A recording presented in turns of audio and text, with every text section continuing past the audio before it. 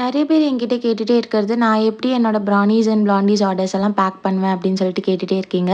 இந்த வீடியோல உங்களுக்காக நான் டீட்டெயில்டா நான் எப்படி பேக் பண்ணுவேன்னு சொல்லிட்டு காமிச்சிருக்கேன். நான் இங்க யூஸ் பண்ணியிருக்கிறதோட பேர் வந்து கிளிங் ரேப். இதுல நம்ம ப்ரௌனீஸ் அண்ட் பிளாண்டீஸை ரேப் பண்ணி அனுப்புறப்போ என்ன ஆகும் அப்படின்னா, ஃபுட்டு வந்து ஃப்ரெஷ்ஷாவே இருக்கும். நம்ம கஸ்டமர்ஸ்க்கு வந்து 2 to 3 டேஸ் கழிச்சு நம்ம கொரியர் வந்து கஸ்டமர்ஸ்க்கு ரீச் ஆனாலும் கூட, நம்ம எப்படி ஃபஜ்ஜியா செஞ்சு அனுப்புறோமோ அதே ஃபஜ்ஜினஸோடவே இருக்கும்.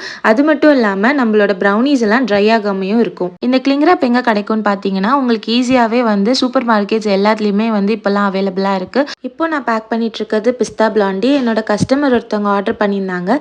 ஸோ நான் அவங்களுக்கு பேக் பண்றப்போ எடுத்த வீடியோ தான் இது. கஸ்டமரோட ஃபீட்பேக் வந்து லாஸ்ட்டாக அட்டாச் பண்ணியிருக்கேன். அதை பார்த்தாலே உங்களுக்கு தெரியும் எவ்வளோ சேஃபாக வந்து இந்த பார்சல் வந்து ரீச் ஆயிருக்கு அவங்களுக்குன்னு. நம்ம கிளிங் ராப் யூஸ் பண்ணுறப்போ இன்னொரு அட்வான்டேஜ் என்ன அப்படின்னா, நம்மளோட ப்ரௌனீஸ் எல்லாம் இன்டாக்டாக இருக்கும். ஸோ டேமேஜ் ஆகிறதுக்கு சான்ஸே இல்லை.